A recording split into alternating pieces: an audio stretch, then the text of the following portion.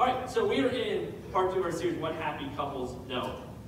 When I was single, in my single days, I got married in 2011 to my lovely wife. I saw her walking somewhere. Speaking of devils. I was just talking about you, sorry. Hi, honey. Okay. She loves to be pointed out, trust me. When we got married, years before that, I remember, for those of you that have been married for a long time, you might have trouble with this, but do you guys remember single life? Like, for those of you that have been married, some of you, it's like forever ago, single life. But do you guys remember single life? Do you remember, like, trying to, like, go on dates with people and, like, trying to get girls to for the guys, trying to get girls' numbers? It wasn't very fun. I remember my first, like, heartbreaking experience in single life. I had a girl that I liked on my hockey team. I was not old enough to drive, but I still kind of wanted to go on a date with her, so I was like, I'm going to call her and see if we can go on a date, and maybe my mom will pick us up and go on this date. Not a great start. So I decided I'm going to call her. And the problem is I didn't get her number, like someone gave me her number. Terrible start. You should ask for the girl's number. So I called her, and I was so nervous. I wrote out what I was going to say because I was so nervous about calling her. I had to call her house before cell phones, and I called her, and she got on the phone. And I said, hey, your name. I just want to let you know that I've had a lot of fun with you at hockey. I think you're really fun, and I just gave this whole speech. And then at the end of it, I said, so I just want to know, would you maybe want to go on a date with me? And here's what she said, verbatim. I remember like it was yesterday. She said, "Aw, that's so nice. No." That was it. And I was like, okay. So that was my first memory of single life. And here's one thing I realized when I was single. I was constantly looking for the person, the perfect person for me. And when you were single, you were doing that too, right? We're always constantly looking for that perfect person for us. That person that kind of fits what we want and the personality we like. And when I was constantly looking for the perfect person for me. I never dreamed about becoming the perfect person for somebody. I just always dreamed about finding the perfect person for me. And when I met Erica, she was the perfect person for me because she fit in my box of hopes, dreams, and desires. If you weren't here last week, I'm going to give you a really quick review, but I highly recommend if you weren't here last week to go to impactchurchmd.com. You can find our YouTube page, you can find our podcast, you can find everything there where we kind of talked about all this tension. But what we said last week is all of us have a box of hopes and dreams and desires when it comes to our relationships. All of us have this box of hopes and desires when it comes to our relationships. It's full of a lot of things. Full of things like this, time management, how we're going to manage our time, if we're going to do every other holiday, how we're going to do that. The chores, you have hopes and desires when it comes to who's going to do the chores in your house when you get married, when you get in a relationship. How are you going to spend the money? Are you going to have separate bank accounts, the same bank account? Budget, what are you going to do? What you're going to live in. We all have these hopes and desires when it comes to conflict resolution, how we're going to handle our conflict. When it comes to these kids, we all have those, right? Hopes and desires when it comes to our kids. All of us have this box, like we said last week. The problem with having hopes and desires box, which there's nothing wrong with having one. In fact, all of us have one. All of us, this is a God-given thing. We all have these. It's all filled with good things. The problem is when we get married, or we get into a relationship, we take this box of hopes and desires and we hand it off. When I got married to Erica, I brought a ring and I brought my box, my hopes and desires. And I think this is a great box. She's going to love this box. The problem is when you hand this box off to somebody else, they don't receive it as hopes and dreams and desires. Instead, they receive it as expectations. Here's what I'm now expected to do. Here's my expectations. It's homework for them. It's a weight on their shoulders that they now have to fill because on my side, I see hopes and dreams and desires. Why wouldn't everybody want to do it this way? But on this side, on her side, on their side, all they see is expectations. And expectations is a strong belief that something will happen or will be the case in the future. That someday we're going to get to this point, and I have this box and you have this box, and we're thinking someday they're going to get to this point where they're living out of this box. It creates expectations. And the big problem with expectations is that it creates a debt-debtor relationship. So we said last week that expectations creates a debt-debtor relationship. Now, I owe you and you owe me. That's what it becomes. You owe me kids. You owe me to handle the conflict correctly. You owe me to stay within the budget. You owe me chores. You owe this to me and I owe you. That's what expectations creates, a debt-debtor relationship. It creates a debt-debtor relationship. And I was thinking of an example this week before I got married, I was living with three of my close guy friends. And I was in charge of the rent, so they'd have to give me rent money. This is back before Venmo, so they had to go to the bank and get cash out and give it to me. And I remember this one roommate of mine that he always was late on giving me the rent. And one time he came to me and said, hey, I'm really sorry, but I'm really late. Money's been tight. Is there any way I can give you the $300, whatever it was? Is there any way I can give that to you in next month? And I said, okay, that's fine. I'll wait. I can wait for that. So I waited. Then 2 weeks later, he went to take me out to lunch. And I said, okay, so we went out to lunch, and he bought my lunch. And he thought he was being really nice by buying my lunch. The problem was, I didn't think it was nice. In my head, I was thinking, don't buy me lunch. In fact, don't buy yourself lunch. Give me the money that you owe me. Because if somebody owes you money, they can't give you money, right? If somebody owes you money, they can't give you money. And the problem with having this box, and when we give it to them, it becomes expectations. Now they owe this to you. So now you cannot recognize love, and they cannot give you love. Because all you want to do is meet your expectations. That's what happens. It becomes a debtor relationship. So how do we keep this from happening? Here's what we closed with last week. Here's the closing question. The question we have to answer in order to keep this from happening is, what do they owe you? Come to the conclusion of what do they owe you? What does your partner, what does your spouse owe you? What do they owe you? And happy couples know the answer to this question. The answer is nothing. They don't owe you anything. Happy couples know that they owe each other everything and aren't owed anything in return. And that's where we left off last week. So this week, I want to wrestle with a different question. We all have this box. I want to wrestle with this question when it comes to relationships. What are great relationships built on? What are great relationships built on? What makes a great relationship? What is that foundation of a great relationship? What is it built on? When Erica and I got married, we did premarital counseling. In fact, whenever I marry a couple, I always highly suggest that they do premarital counseling. And the one we did was something called Prepare and Enrich. And it was this big survey that we took. And when you take it, you kind of see what you're expecting from the marriage, and then you find out what they're expecting from the marriage, and then you compare them. And then you see what things you were expecting or weren't expecting, and some of that stuff. And when we did it, it kind of went over our roles. Because in every relationship, people just kind of fall into roles. It's natural. And it went over the roles that I expected myself to have, and I expected her to have. And then it went over her roles, what she expected she was going to have, and what she expected I was going to have. Some of those roles matched, where I thought she was going to do something, and she agreed, she thought she was going to do it. And then other roles did not match.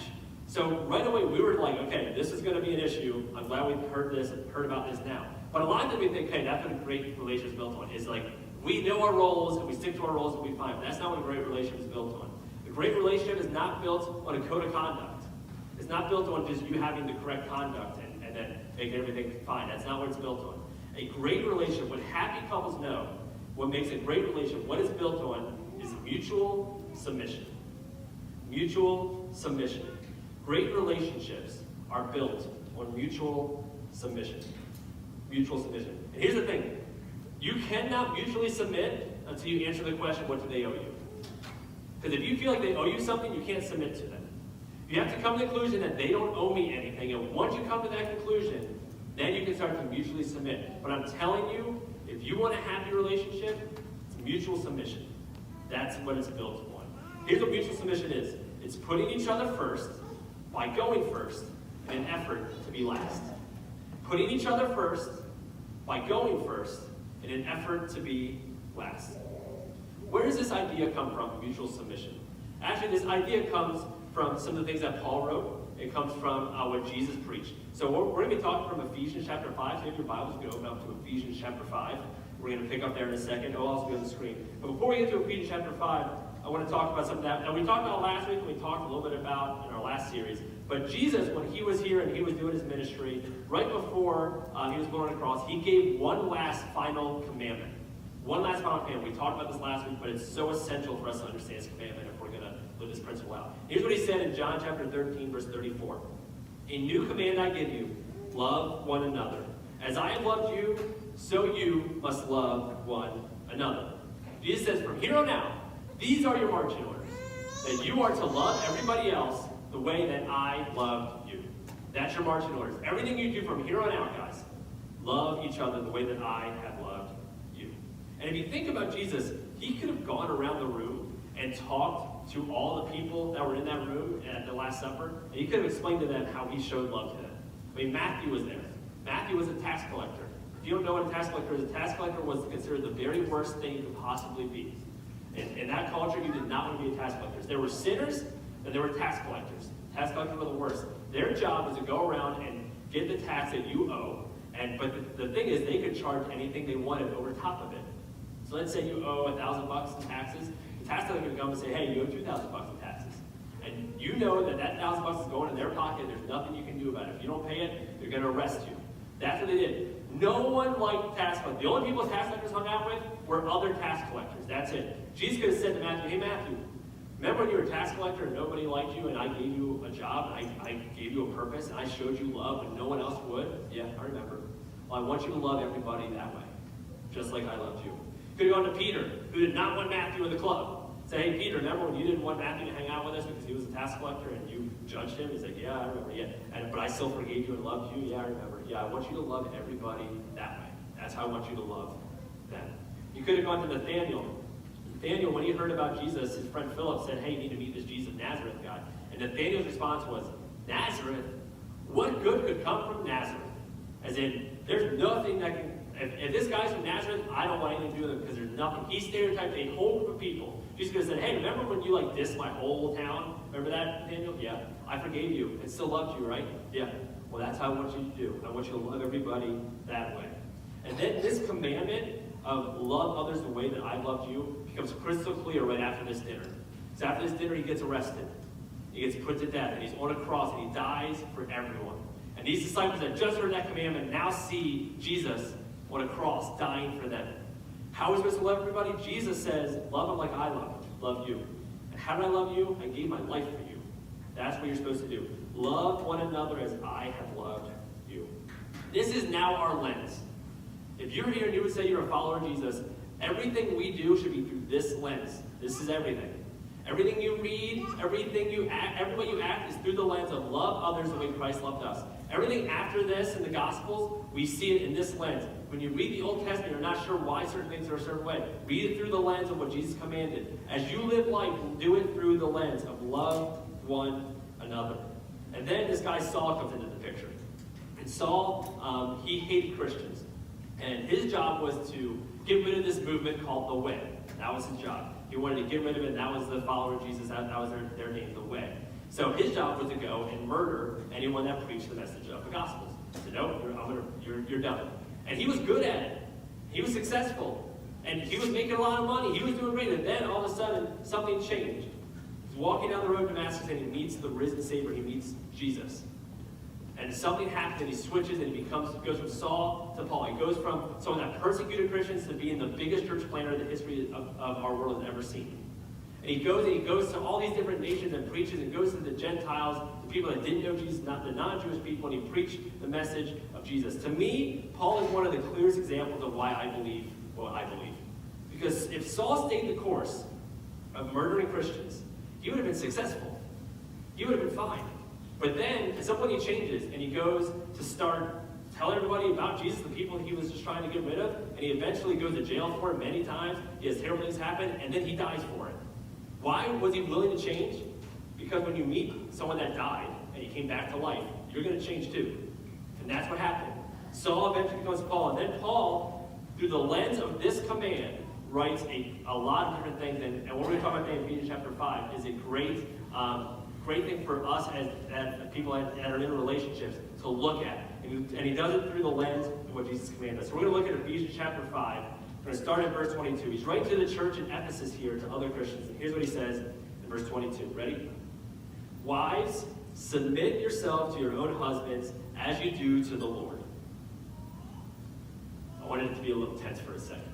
Because we all read that verse, and none of us like that verse, right? We're like, wives, submit yourself. What are you talking about? In fact, if you're here or if you're watching on YouTube or listening to the podcast, you might hear this go, this is why I don't believe any of this stuff. I'm not going to follow this because why submit yourself to your husband? What are you talking about? Now, if that's you, I'm really glad you're here because I'm going to clear a lot of things up with this verse. But here's a couple things you need to know about this verse. First off, when Paul is saying this, we have to understand the culture and the context he's saying it in. He's saying it to a culture in the first century where women were not treated well. It was all about men. So when he says this verse, no one disagreed. Everyone was like, yeah, we know. Okay, next. Yeah, we know. Even the women were like, yeah, I know. We need to submit. We need to do that. In fact, back then there was something called potria potestas, which meant that men had legal jurisdiction over children and women. So, if a woman did not submit to her husband, then she could be put to jail. In jail, she could be put to death. She could be gotten rid of because she was owned by her husband back then. So when he says this, everyone's like, yeah, I get it. But if you look at the original Greek, which is the earliest manuscript of this verse that we have, it actually says something a little different. Here's what the original Greek says. It says this: wives, to your own husbands as to the Lord. Wives, to your own husbands as to the Lord. There's no verb in there. That word submit's not in it. So you'd say, okay, where does the verb come from? Where does that word submit? Back in Greek culture, when they would do different writings, they would always use a verb and then keep referring to that verb over and over. So they didn't put the word there because it was referred in the first verse. So, verse prior to this, we got to look at what that says and where this word submit actually came from. Here's what it says in Ephesians chapter 5, verse 21. Submit to one another out of reverence for Christ. That you are to submit to each other out of reverence for Christ. In light of what God has done for you, we are to love people. So you are, wives, to place your husband's hopes and dreams and desires in front of yours as you submit. And husbands, you are to place your wives' hopes and dreams and desires in front of yours as you submit. Submit to one another out of reverence for Christ. We call this mutual submission. This is the key to a happy relationship. I'm here for you, and you're here for me. But I'm not here for you because you're here for me. I'm here for you because God was here for me. That's what mutual submission is. I'm going to use everything that I am and everything that I have for what benefits you the most. It doesn't mean that you have the same roles in your relationship. It doesn't mean you have the same gifts and talents. But what it means is that you have the same exact value in your relationships. So, Paul starts with the wives, says, wives, submit to your husbands, which I've taken a lot of different communication classes. I've taken speech. I've done different pastor classes when it comes to preaching. And one thing they always say is to start on the common ground. Do something that everyone's in agreement with. So if you notice when I preach, I always start with a story because that's common ground. We can all kind of laugh at me in that story most of the time. So Paul is a great speaker. He starts on common ground. Wives, submit to your husband. They all go, yeah, we know that. Tell us something you don't know. And then what he says next, in this culture, is so radical and so life-changing that I'm surprised he didn't get kicked out of the church for it. Here's what he said. Husbands, love your wives, just as Christ loved the church and gave himself up for her. Husbands, love your wives. Or back then in the first century, they'd say, I don't have to do that. She's my property. I don't have to love her. No, I don't have to do that. That's not what I have to do. No, I don't have to love her. Or Paul says, no, love your wife, just as Christ loved the church and gave himself up for it. And then he goes on to say in verse 28, in the same way, husbands ought to love their wives as their own bodies. He who loves his wife loves himself. It says, guys, you're to love your wife as if she is you. That's how you are to love her. In fact, what Scripture says is that when two become one, we become one flesh. So you're to love your wife as she's you because you are one. Because she is you. That's what you're supposed to do. Now, I cannot correctly articulate how radical this is, but this changed everything. This was said in a time and a culture where, like I said, women were second-class citizens. And the reason why when we put that verse up, wives, submit to your husbands, the reason why we all got uncomfortable, we all saw the verse and said, I don't like that verse. The reason why is because we embrace a worldview that men and women are equal. Let me ask you a question. Where does that worldview come from? The answer is Jesus. Jesus historically was the first person with any authority to look at a woman and say, you have equal value to a man. Historically, no one else did it before he did. He was the person with any authority to push this message. Jesus unveiled this concept at a time where it was a ridiculous notion, where he would be laughed at for saying this. Women aren't the same as men. He revealed this notion at that time. Jesus argued for women's dignity before anyone else argued for it. In fact, we're a nation that's built on Christian foundation and on Christian values. If you look at any other nations that aren't built on Christian values, that don't have the remnants of Jesus' teaching in it, look how women are treated in them. Women are treated as equal value, and there's a worldview of that here because of Jesus. Go to another nation, they don't have a Christian value, look how women are treated there. They're not treated the same way. Because Jesus was the first one with any authority to do that. And I can give you example after example after example of Jesus bringing women up to the equal value. At one point, these religious leaders come up to Jesus and say, hey, Jesus, what can I divorce my wife for? Is it like literally any reason, or is it just like these list of reasons I can divorce my wife? Because back then, you could divorce your wife for anything. If whatever she did, if she didn't make the dinner the way you wanted, you could divorce her. If you just got tired of her, you could divorce her. It didn't matter. And women didn't have any recourse for it. And Jesus says to them, no, there's no reason you can divorce your wife. Now go home and love your wife.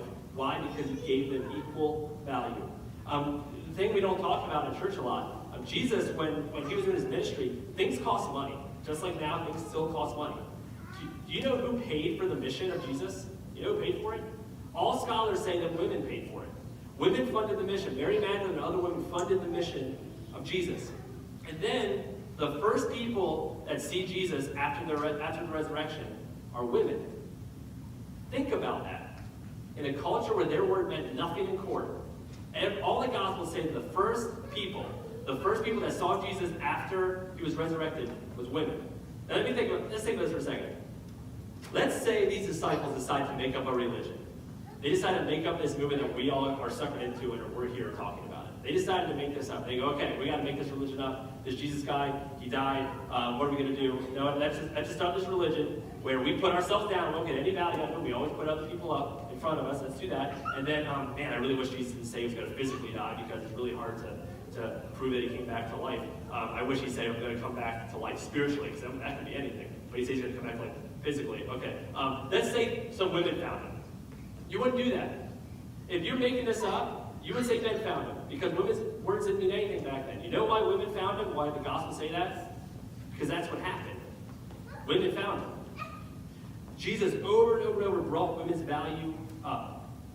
So what Paul is telling us, men and women, submit to one another. Submit to each other. So what does this look like for us? How do we apply it when it comes to our boxes? How do we do that? Paul is saying this, men, what is life to you? What is life to you? Whatever life is for you, put her in front of that. Whatever value you give your own life, just put her a notch above that. That's what you want to do. And here's the deal. You cannot put her value over your box if your box is in the way. You can't say, here's my life, I'm going to put her in front of it. If this box in the middle, you can't do it. It says, women, wives, put him over you. You can't do it if you have your box in the way. It's not possible. Happy couples get rid of their box and they mutually submit to each other's hopes and dreams and desires. The question is, how do you change this from expectations back to just your hopes and dreams and desires without putting a weight on them? The first question, like we said last week, is you have to ask, what do they owe you? The answer is nothing. They don't owe you anything. Happy couples know they owe each other everything, but aren't owed anything in return. You have to start with that, number one. You have to start with that. Then, the next thing you have to do is mutually submit. So you know what? I'm gonna do everything for you, you can do everything for me. It's mutual, because remember, when you guys are married, you are one. So that's what Scripture says, you are one. Mutually submit, saying his best over yours, her best over yours. So last week, what I did, I gave you guys some questions to talk about, some review questions, and if you guys weren't here, here are the questions I asked you guys to talk about. What's in your box? I asked you guys to figure out what is in your box. Number one. And number two, I asked you to figure out, have you handed it off to somebody else? This is crucial. You have to understand what is in your box, and if you hand it off to somebody else. Here's your homework assignment this week. You guys ready? Now that you already know what's in your box, I want you to ask your partner, what's in your box? Valentine's Day is this week, right? When you guys are out for Valentine's Day, I want you to say, hey, I want to know what's in your box. What's in your box of hopes and dreams and desires? And then, here's what you do, and some of you it's going to be really hard. You ready? First ask what's in your box, and then I want you to stop talking. It's going to be hard for some of you, I know. I want you just to stop talking and let them say what's in their box, okay? Let them talk about what is in their box. Now, I don't want you guys to get mad at each other. Some of you guys have been married for a long time. I don't want you to be like, you don't know what's in my box? We've only been married for 20 years. How do you not know what's in my box? Don't get mad at each other, okay? We're being honest and we're being vulnerable here. What's in your box? Don't get mad at each other. And ladies, I do want to say this. I know this is stereotyping, but ladies, I want to say this. When you ask your guy what's in their box, I know what he's going to say. He's going to say, nothing. Nothing's in there. And the thing is, He's not lying. He doesn't know what's in his box, okay? He's not lying about it. But deep down, that's why I give you guys a week to think about it. Deep down, if you really think about it, guys, you know what's in here. The problem is, we a lot of times say we don't know what's in the box, but we expect you to fulfill it. We just don't know what's in it, but we want you to take care of it. See, we need to understand what's in our box. And I want you to ask your partner, what is in your box? And then listen. Here's why this question is so important. This question is an all-in question. It's saying, listen, I'm committed to this. I want to know what's in your box. And you cannot submit to your spouse or to your boyfriend or girlfriend, to your fiance. You cannot submit if you don't know what's in their box. So I want you to ask them, what is in your box? When you ask that question and understand it, see what their hopes and dreams and desires are, then you can begin to mutually submit. Now I know that some of you may have an objection with this. And some of your objection is something like this. Like, okay, here's the thing, Eric. If I start submitting to my spouse, then we're going to live out of their box forever. Like, I'm never going to have a box again. Like, we'll always be in their box. So if I submit, they're not going to submit. And now, all of a sudden, the rest of our life, we have to worry about their box. I get that objection. You start to say, if I don't give them expectations, you don't know what they're going to do. If I don't give expectations with the budget, they're going to overspend. If I don't give expectations with the chores, nothing's ever going to be done. I'm going to have to do everything. I get that objection. Some of you are feeling that objection. Here's what that objection really means. What you're really saying is, I'm afraid. I'm afraid that she won't. I'm afraid that he will. I'm afraid that she'll start. I'm afraid that he's going to stop. And when we start to have those objections and we aren't willing to mutually submit, here's what we do. We take this box and we make it a tug of war. So I can find the other end of this. Make it a tug of war. And we're holding our end, and your partner's holding their end, and you're sitting there going, okay, we gotta mutually submit, right? That's what he said. So on the count of 3, we're both gonna drop our rope, okay? 1, 2, 2.5. Come on, you're gonna drop it, right? And you're afraid if you drop this rope, they're not gonna drop theirs. They're gonna pull it over, and then for the rest of your life, you're living out of their box. I get that. I get that. I understand that. But in order to mutually submit, we have to drop the rope. And if you're here and you're a follower of Jesus, Jesus dropped the rope for you. Jesus came and died on the cross for you, for everyone, for the chance that you'll come back. He died on the cross for people that will never turn to him. He dropped the rope first. So as a follower of Jesus, you gotta go first. You have to go first. If you don't drop your rope, you're gonna be doing a tug of war for the rest of your marriage, the rest of your relationship. You have to drop the rope. Because happy couples put each other first by going first in effort to be last. That's what happy couples do. If we want to mutually submit, we have to put each other first by going first in effort to be last. Some of you have to drop the rope first. You have to drop it. Happy couples know that. Paul tells us to submit to one another out of reverence for Christ. Whatever that looks like in your relationship, whatever that looks like in your marriage, in your engagement, whatever that looks like, you need to go first. You need to go first. Jesus went first for you. We need to go first. Happy couples put each other first by going first in an effort to be last. Now, I know the problem is this leaves us with our box. Because we might put the rope down, but we still have our box. So you might say, well, what do I do with my box? Next week, we're going to talk about what we do with your box. And what we do with that, because again, this is a God-given thing. But if we want to have happy relationships, a relationship that is fruitful, a relationship that lasts the long term, we need to put each other first by going first in an effort to be last. Can we pray?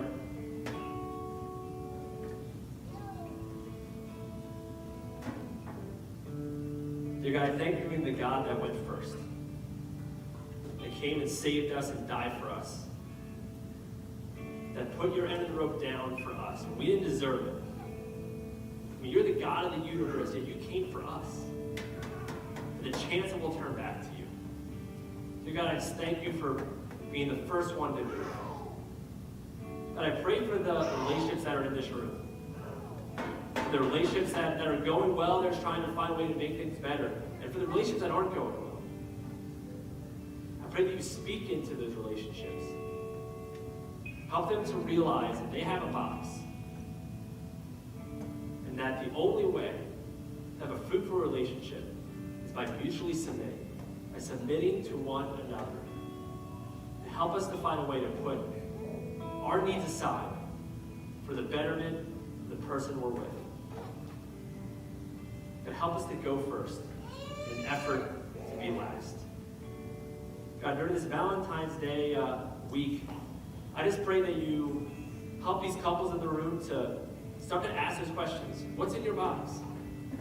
Start to understand each other more. Help them be self-aware of the things they've been carrying around, the things that they've been putting on their spouse. People in the room that are single, I pray that you just help them with the knowledge of what we need to do in order to be ready for that person you're eventually going to meet. And thank you to the God that demonstrated love for us, that is love.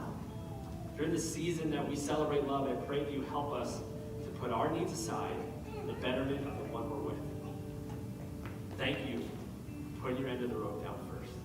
Help us to put ours down. We love you, we praise you. In your son's name, amen.